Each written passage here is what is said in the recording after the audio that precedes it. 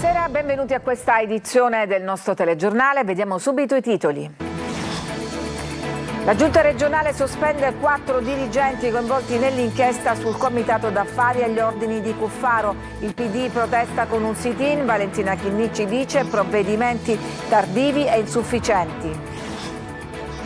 Duravano da almeno 3 anni le indagini sul ritorno in politica di Totò Cuffaro, che intanto veniva informato da almeno 3 fonti.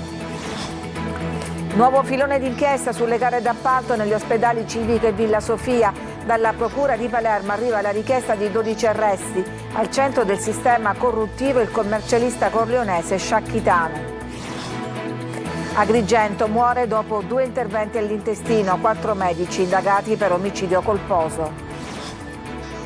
Enna scoperti 62 furbetti del reddito di cittadinanza e del reddito di inclusione. 320.000 euro i soldi incassati illegalmente. Ragusa, dopo oltre 80 anni, riapre le sue porte uno dei rifugi antiaereo nascosto sotto il palazzo del municipio.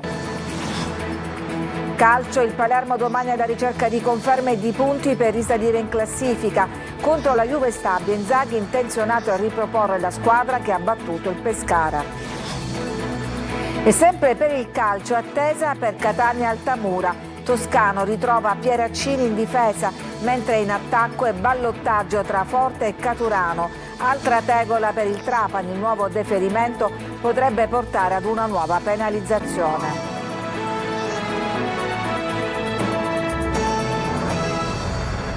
Arrivano i primi provvedimenti della Giunta regionale, sospesi 4 burocrati coinvolti nell'inchiesta sugli appalti truccati, ma non basta a spennere polemiche. Sentiamo Manlio Viola.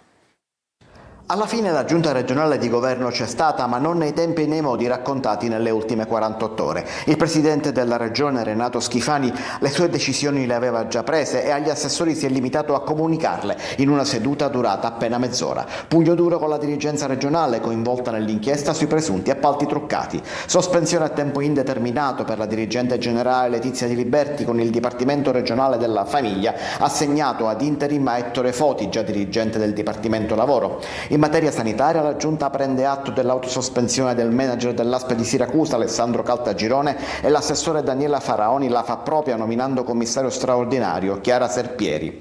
L'assessore San Martino invece avvierà un provvedimento disciplinare nei confronti del direttore generale del Consorzio di Bonifica della Sicilia Occidentale Giovanni Tomasino. Infine il presidente Schifani personalmente ha chiesto all'assessore alla famiglia Nuccia Albano di revocare l'incarico al segretario Vito Raso, storico collaboratore di Cuffaro, al centro dell'inchiesta.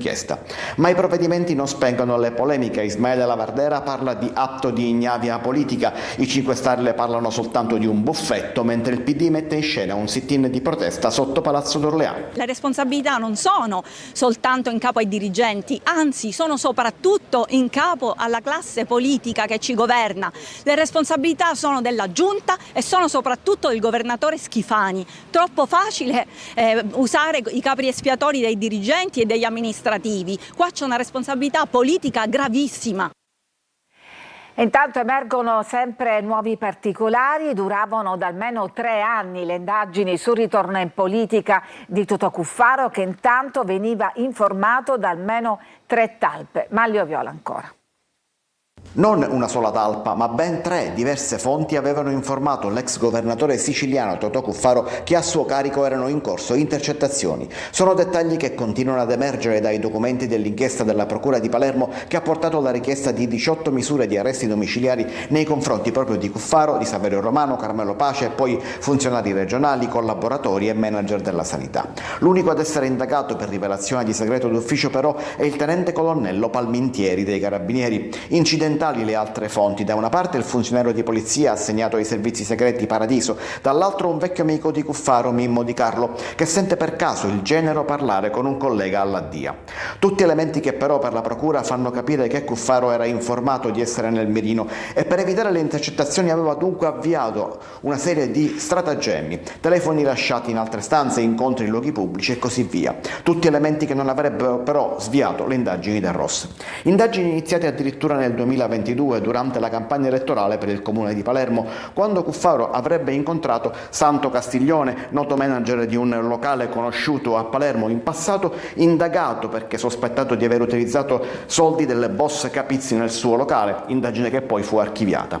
Con lui Castiglione avrebbe condiviso la candidatura al consiglio comunale di Daniele Papa, che non riuscì però a diventare consigliere. Fra gli incontri intercettati in quegli anni, anche quello organizzato da Castiglione fra Cuffaro e la moglie del presunto boss Capizzi, un incontro che però per la procura non avrebbe alcuna rilevanza penale.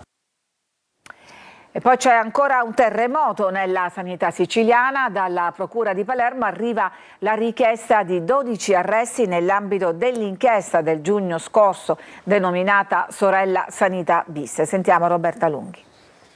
Sanità siciliana ancora una volta sotto i riflettori della Procura di Palermo, che ha chiesto 12 arresti, 8 dei quali in carcere, 4 ai domiciliari e 3 interdittive per altrettante società, in una indagine che ricostruisce un sistema di tangenti e appalti pilotati tra aziende pubbliche, gli ospedali palermitani Villa Sofia, Cervello e il Civico, e le imprese private. Al centro delle indagini c'è ancora Antonino Maria Sciacchitano, 65 anni, il commercialista originario di Corleone, già posto ai domiciliari nel mese di giugno scorso nel primo filone dell'inchiesta Sorella Sanità Bis. Per lui arriva un'altra richiesta di detenzione in carcere. Sciacchitano avrebbe incassato una mazzetta di 25.000 euro per agevolare imprese amiche nella fornitura di materiale chirurgico, macchinari e dispositivi medici. Tra gli episodi più recenti, la gara da 47 milioni di euro per la sterilizzazione del materiale chirurgico del Civico. Tra le richieste ai domiciliari con braccialetto elettronico anche la palermitana Alba Cristodaro, 47 anni, responsabile unico del procedimento all'Arnas Civico di Palermo. Le 3 società coinvolte, Servizi Ospedalieri e Medical e Pacifico SRL, rischiano il divieto di contrattare con la pubblica amministrazione per un anno. Tragedia all'ospedale di Agrigento. Un uomo di 47 anni muore dopo 2 interventi chirurgici. La procura apre un'inchiesta e indaga 4 medici per omicidio colposo. Davide Sardo.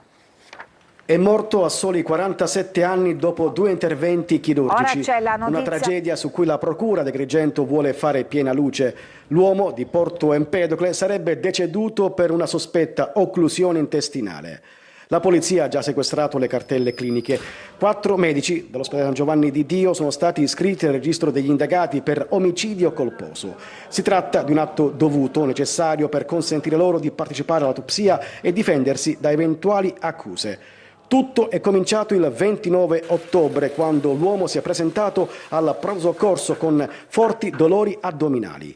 Dopo i primi accertamenti è stato ricoverato in chirurgia, dove è stato sottoposto a un intervento. Dopo l'operazione è stato trasferito in rianimazione. Le sue condizioni sembravano in miglioramento, ma dopo qualche giorno è sopraggiunto un nuovo peggioramento. I medici hanno deciso di intervenire di nuovo, ma il paziente è morto il giorno successivo. La procura ha nominato un consulente medico legale per stabilire cosa abbia provocato la morte. Anche la famiglia, assistita dal proprio legale, vuole chiarezza e giustizia su una vicenda che ha scosso l'intera comunità empedoclina.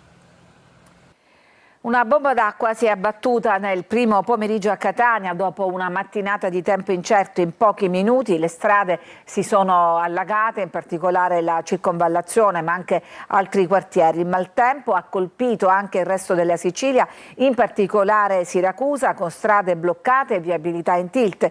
Piazza Euripide si è completamente allagata. Dopo un paio d'ore tutto è tornato alla normalità, ma il maltempo non ha risparmiato altre città, da Messina a Palermo, da Caltanissetta ad Agrigento, dove si sono verificati temporali. Incassavano l'assegno di inclusione o il reddito di cittadinanza senza però averne alcun diritto. A Enna 62 denunciati. Desiree Ferlito. Prendevano il reddito di cittadinanza o l'assegno di inclusione senza i requisiti e con certificazioni alterate. I finanzieri del comando provinciale di Enna hanno individuato 62 persone beneficiarie dei sussidi che non ne avevano alcun diritto. Ammontano a oltre 310.000 euro le risorse pubbliche ottenute illecitamente da cittadini italiani e stranieri, che sono stati tutti segnalati alla procura, nonché all'INPS per il recupero delle somme. Nell'ambito degli stessi accertamenti, i militari hanno smascherato altre richieste fittizie di importi non ancora elargiti per un valore di 177.000 euro. In alcuni casi sono state scoperte istanze presentate da persone extracomunitarie per l'ottenimento del reddito di cittadinanza, nelle quali è stato falsamente attestato il possesso dei requisiti di permanenza sul territorio nazionale. In altri casi sono state segnalate all'autorità giudiziaria le posizioni di numerosi beneficiari del sostegno che avevano omesso o ritardato di comunicare all'INPS la variazione della propria situazione reddituale e patrimoniale durante la percezione del sussidio.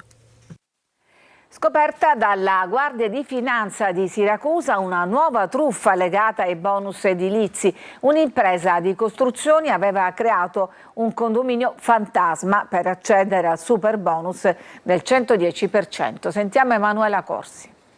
Un condominio fantasma creato a tavolino per accedere al super bonus 110. È l'ultima truffa sui bonus edilizi scoperta dalla Guardia di Finanza di Siracusa, che ha portato al sequestro preventivo di beni e crediti d'imposta per oltre 10 milioni di euro. Tra gli indagati una società e 10 persone fisiche. Secondo la procura, la truffa, ideata dal rappresentante di una società di costruzioni siracusana, è partita dall'acquisto per circa 1 milione di euro di un albergo in disuso di oltre 5.000 metri quadrati. Dopo l'acquisto la società ha proceduto al frazionamento catastale dell'immobile, ricavando 101 unità tra appartamenti, box out e moto, e successivamente alla stipula di 5 contratti preliminari di vendita con persone compiacenti, tra cui la moglie del rappresentante legale e alcuni familiari dei soci, che hanno inscenato un'assemblea per costituire il condominio. In questo modo è stato possibile simulare l'esistenza di un condominio, requisito necessario per accedere alle agevolazioni fiscali, ottenendo indebitamente crediti d'imposta per oltre 10 milioni di euro. Grazie al superbonus, l'ex albergo è stato trasformato in questo moderno complesso residenziale. Al termine dei lavori, la società ha inviato all'Agenzia delle Entrate un'istanza per il riconoscimento di crediti d'imposta per circa 15 milioni di euro, ottenendo agevolazioni per 10 milioni. Un'operazione illecita, visto che le agevolazioni fiscali previste dal superbonus 110 non possono essere ottenute per l'esercizio di attività d'impresa e per ristrutturare un immobile a spese dello Stato al fine della successiva vendita degli appartamenti. A Ravanusa, nel Ragusano, arrestati 4 degli autori del pestaggio di un 50enne finito con gravi lesioni in ospedale. Il fatto è avvenuto lo scorso ottobre nella villa comunale, accusati di aver partecipato all'agguato anche 2 minorenni. La Direzione Comunale Lavori Pubblici di Catania ha esitato progetti e procedure di gara giudicando l'esecuzione dei lavori di riqualificazione della zona industriale. A soli 6 mesi dall'approvazione da parte della Giunta Trentino dello schema di convenzione con la Regione Siciliana, l'imponente intervento da 50 milioni di euro destinato a rivoluzionare l'assetto viario del distretto high-tech e della logistica è pronto a trasformarsi in realtà. Il progetto è interamente finanziato con il Fondo per lo Sviluppo e la Coesione e mira a migliorare viabilità, sicurezza stradale, decoro urbano e gestione del rischio idraulico in una delle zone produttive più importanti del Mezzogiorno. Ci fermiamo, c'è una pausa per la pubblicità, torniamo dopo con altre notizie.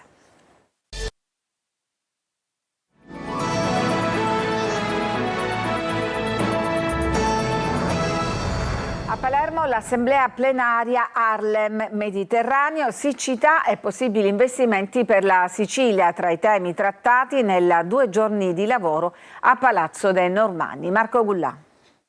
Migranti e siccità sono stati i temi trattati nel corso dell'assemblea plenaria Harlem per la prima volta svoltasi a Palermo, a Palazzo dei Normanni. La riunione dell'Harlem, ovvero l'assemblea regionale e locale euro-mediterranea, di cui fanno parte 80 membri provenienti dai paesi dell'Unione Europea e dalle 16 nazioni partner del bacino mediterraneo, ha evidenziato come lo sviluppo economico sostenibile e inclusivo sia la priorità per gli enti locali e regionali dell'area. Nella prestigiosa Sala d'Ercole, 2 giorni in cui si è discusso di quanto importante è il ruolo di paesi come la Sicilia nel bacino del Mediterraneo. Abbiamo organizzato un evento di caratura internazionale in un momento molto delicato a livello politico che cerca di far cooperare tutti i paesi del Mar Mediterraneo. La 16ª plenaria per la prima volta si fa a Palermo e questo è certamente un motivo di orgoglio da Presidente dell'Assemblea regionale siciliana per aver fatto sì, insieme a tutto il gruppo organizzativo di Bruxelles e gli uffici, di poter organizzare un evento di questa caratura e poter cercare di trovare delle soluzioni che vadano nel verso di quella che è la crisi idrica, di quella che è relativa ai flussi migratori. Investimenti nel Mediterraneo e in Sicilia tra gli obiettivi della 2 giorni di lavori. Ci sono 3 pilastri principali di questo patto. Il primo riguarda le persone e in particolare i giovani, quindi parliamo di educazione, di formazione, di upskilling, quindi riformare le persone che magari hanno bisogno di essere riformate, e questo è uno dei pilastri principali di questo patto.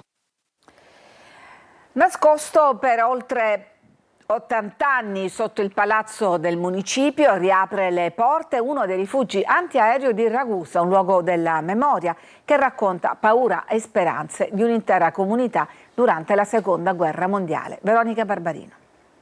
C'è un luogo sotto i piedi di Ragusa che torna a parlare e racconta una storia. È il rifugio antiaereo della Seconda Guerra Mondiale sotto il palazzo del municipio, rimasto chiuso per oltre 80 anni e che oggi rivede la luce. Lungo circa 50 metri e articolato su 2 livelli, ha un cunicolo principale e 2 corridoi laterali. Quando le sirene suonavano e il boato degli aerei si avvicinava, qui dentro circa 300 persone correvano a cercare riparo. Tra il 1942 e il 1943 il periodo di utilizzo.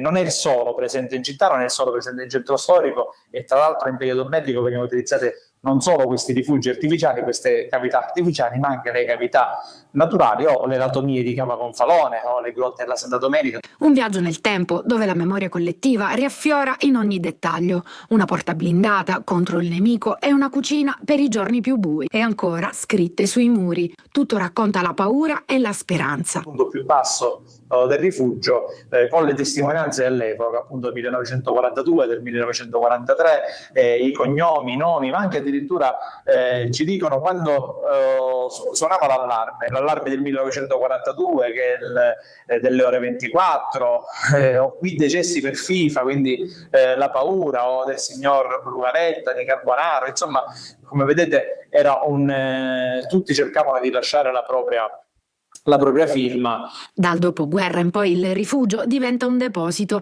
e solo adesso questo luogo torna a essere spazio di memoria. Un percorso per non dimenticare e non commettere gli errori del passato.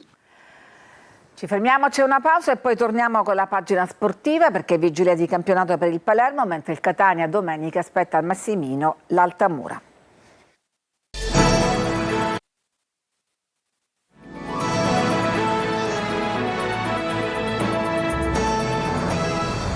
Vigilia di campionato per il Palermo, che domani va alla ricerca di punti e conferme contro la Juve Stabia. Inzaghi non dovrebbe cambiare formazione rispetto all'ultimo match vinto contro il Pescara. Marco Gullà. Se il Palermo è realmente guarito, occorrerà un'altra prova. E allora la partita di domani al Mente di Castellammare contro la Juve Stabia sarà radiografica sullo stato della squadra di Inzaghi. Al Palermo, dopo la vittoria sul Pescara, occorre un'altra vittoria prima della sosta. I campani stanno attraversando una fase negativa sia sul piano tecnico che fuori dal campo, ma contro il Palermo, ultimamente, hanno sempre sfoderato grandi prestazioni, come nel primo turno playoff della stagione scorsa. Inzaghi sembra intenzionato a confermare in larga parte la squadra che ha vinto e convinto contro il Pescara. Un cambio però sarà inevitabile. Gomez è infortunato e dovrebbe rientrare soltanto dopo la sosta. Anche Gyasi resterà ai box. L'allenatore rosanero potrebbe affidarsi nuovamente al 3-5-2, mantenendo così equilibrio e continuità rispetto all'ultima uscita positiva. In attacco Brunori è favorito sull'Edu Aron nel consueto ballottaggio per affiancare Poyampalo. Il capitano, reduce dal suo primo gol stagionale, potrebbe partire titolare per la prima volta in trasferta. Palumbo sarà ancora schierato come mezzala. Domani fischio d'inizio alle 17:15. E c'è attesa per Catania Altamura, domenica al Massimino. Toscano ritrova Pieraccini in difesa, ballottaggio davanti tra Forte e Caturano, anche se sono diverse le ipotesi che l'allenatore sta valutando. Francesco Triolo. E la corsa al biglietto a certificare l'attesa che si vive per la partita di domenica pomeriggio, quando il Catania ospiterà al Massimino il team Altamura. Più di 3.000 italiani venduti dall'apertura della prevendita. Curva Nord esaurita già da mercoledì, a breve anche la Sud. Una previsione di 17.000 spettatori pronti a spingere i rossazzurri. Il Pari di Caserta ha lasciato la voglia di rifarsi, non solo nella squadra ma in tutto l'ambiente. Il primo posto è a portata di mano e la squadra di Toscano non ha proprio voglia di fermarsi. L'allenatore in settimana ha provato diverse soluzioni in vista del match contro i pugliesi.